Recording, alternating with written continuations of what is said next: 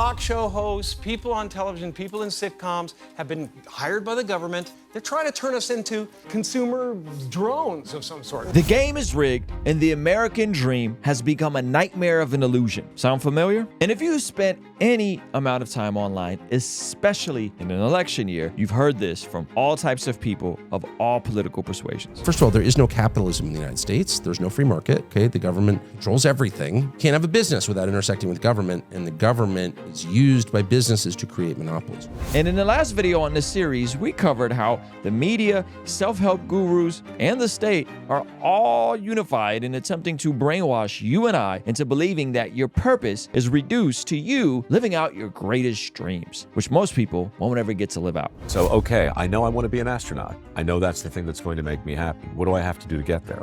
And you make this list and you go down that road and you start to cross those things off, and maybe you make it and maybe you don't.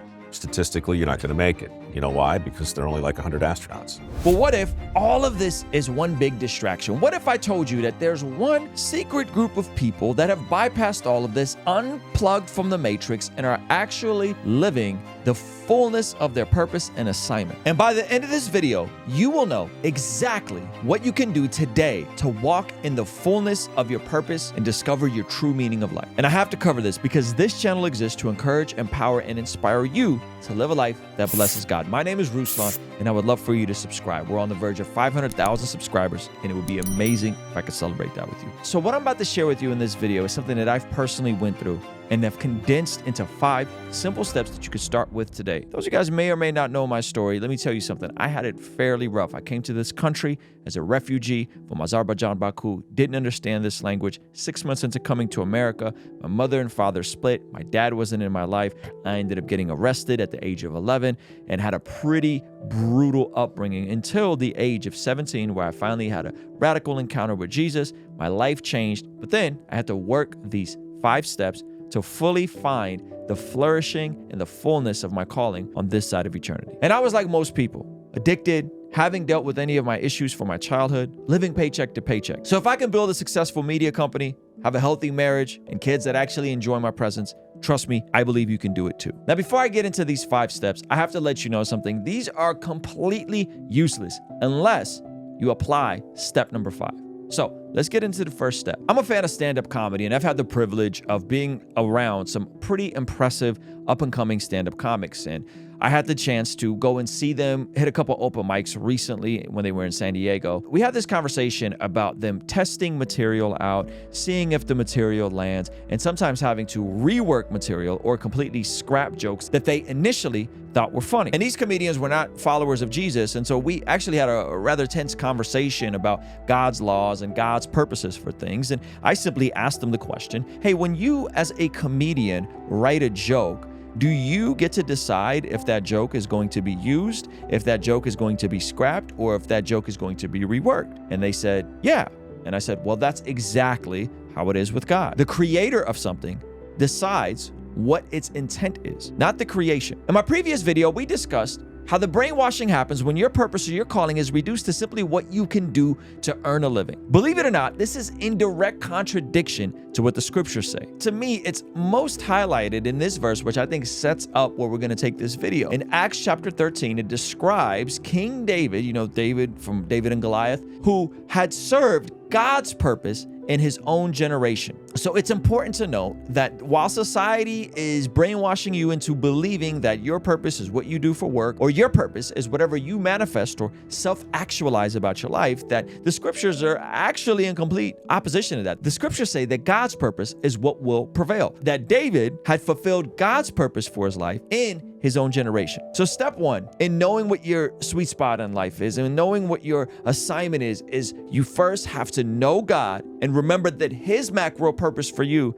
is to make him known. I know that's a bit redundant, but it's huge. That is the foundation for all of this. Now, let's get into step 2. God's purpose in David's own generation is what we will be unpacking in the rest of this video. What is fulfilling God's purpose in your own generation? Meaning, what do you do today and tomorrow to walk in the fullness of God's purpose for you? I remember when I had that encounter with Jesus, I was enamored with being a hip hop artist. Now, I know you're looking at me like, Ruslan, you made hip hop music. I did. I was all the way in. I'm talking about recording demos on a karaoke machine when I was in elementary school, to doing talent shows my freshman year of high school, and eventually competing in a massive rap battle hosted by Jammin' Z90. And the grand prize was $5,000 and getting my song played on the radio. Now, for all you young whippersnappers, the radio is something that most people were listening to at the time completely for free. And if you can get your song on the radio, you could potentially reach way more people at scale. So here I was, dialed in, ready to go, mom's spaghetti on my sweater, entering the rap battle. And I discovered that the opponent I would likely face in the finals was actually an old friend of mine that went to my high school several years earlier and got me into freestyling. His name was Joe Ford, and Joe Ford was nice. And this was not one of those situations where the student surpasses the master. Listen, Joe Ford washed me. It was pretty embarrassing. But you know what? I didn't quit. I kept going. I kept pursuing music, and I won quite a few rap battles after that. And I ended up transitioning and becoming an independent, full-time Christian music artist in 2015. I went on to tour all over the country, made hundreds of thousands of dollars, collaborated with some of the biggest names in Christian music today. And then, as the pandemic started in the year 2020, I pivoted over to YouTube. I discovered that making music was not my purpose in life or my calling.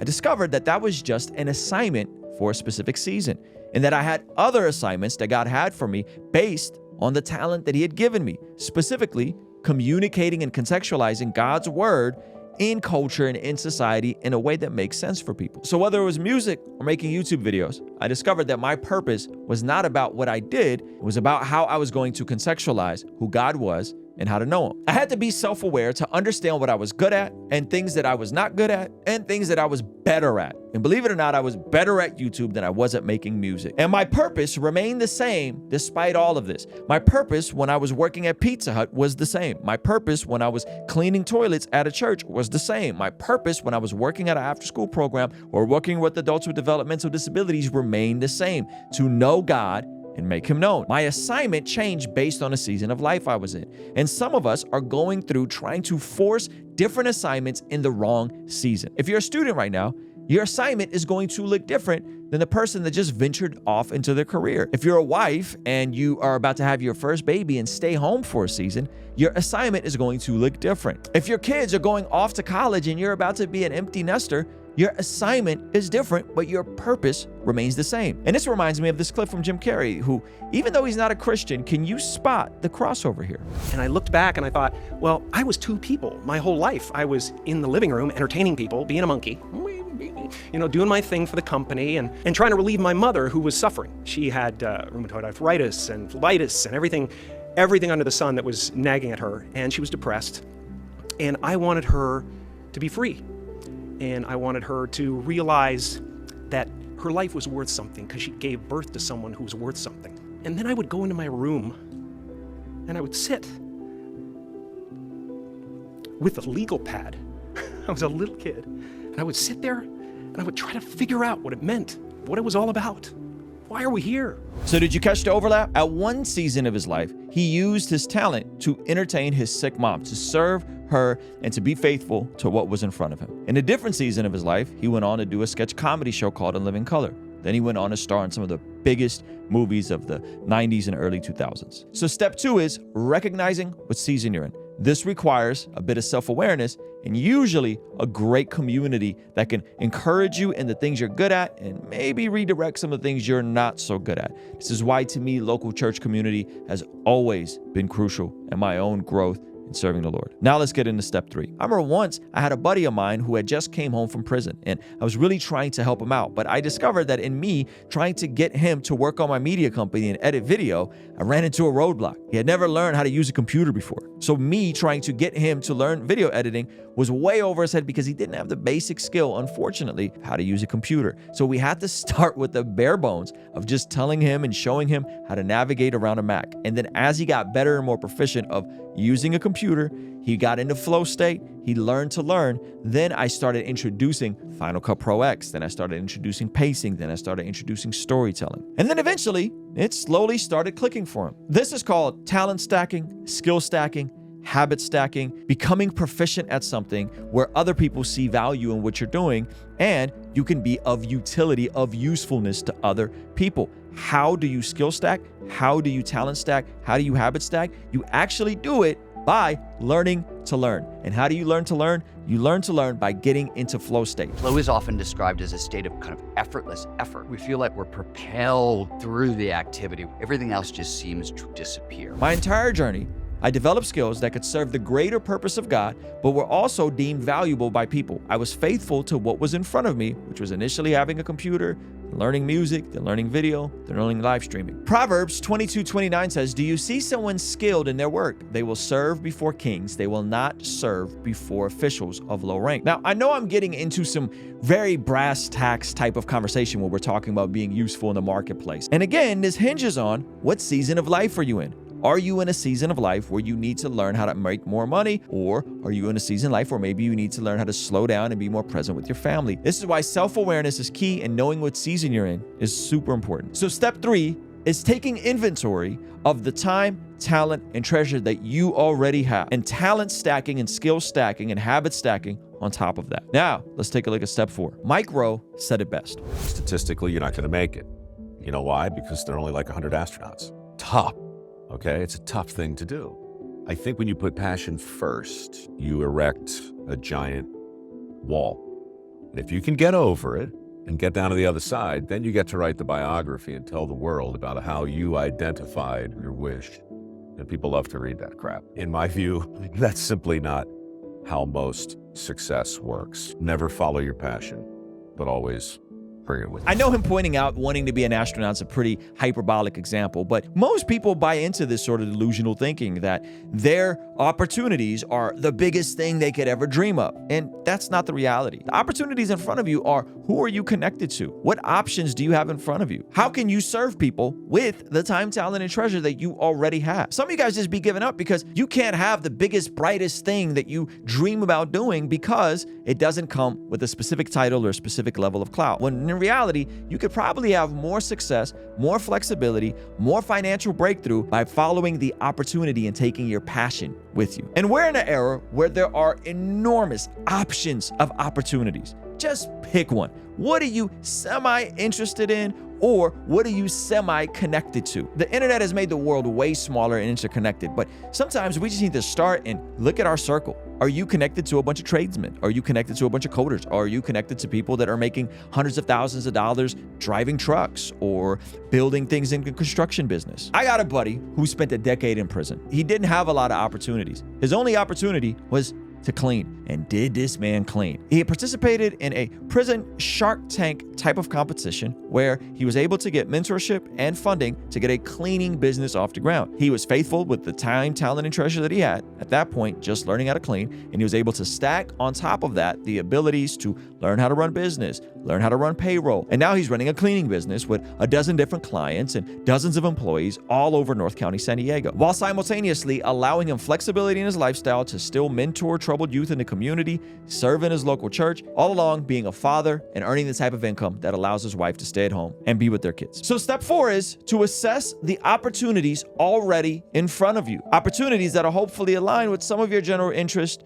your talents and skills, and what season of life you're in. Now, let's go into step 5. Now, considering that you're dialed in with the first 4, that you are actually self-aware in this process, then step 5 is something that Alex Hormozi really talks about a lot. Be consistent over a long enough time horizon where it becomes unreasonable for you not to be successful. And then condense those exact things that you need to be doing every day, whether it's learning new skills, whether it's developing better relationship, whether it's getting in flow state, condense those into daily non-negotiables. Every single day, we should all have non-negotiables. For me, reading the Bible, praying, connecting to people in local community, mentors, learning something, these are all daily non-negotiables that I don't skip. And I recommend you figure out what those should be for you in this season. Commit to those. I meet a lot of people who try a lot of things. And one minute they want to be a rapper, next minute they want to be a coder, next minute they want to be a YouTuber, and they're always asking me for advice. But the reality is they haven't given something enough time to see it all the way through. It reminds me of something that I've heard a lot, which is we often overestimate how much we could do in a year and underestimate how much we can get done in a decade. I really want to drive home this point. I know some of you guys see me on YouTube and you're like, gosh, Ruslan, he looks so young. But the reality is I'm 39. I'm turning 40 this year. I have been doing this for an extremely long time. I'm talking about decades of talent stacking, of reflecting, of having great people around me to help me grow my self-awareness. And now I'm in a place where I've been able to build this media company and impact people at scale. But if you're starting today, commit to giving yourself a decade. Make sure that you're locked in and you know Jesus. Make sure that you're in a good, solid local community. Make sure that you're growing in your spiritual disciplines.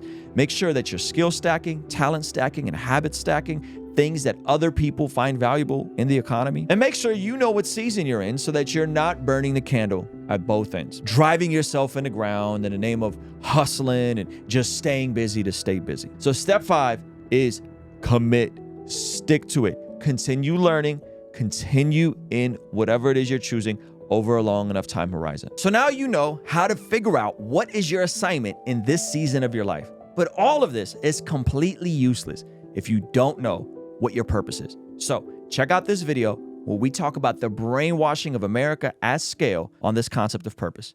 See you over here, all right? Peace.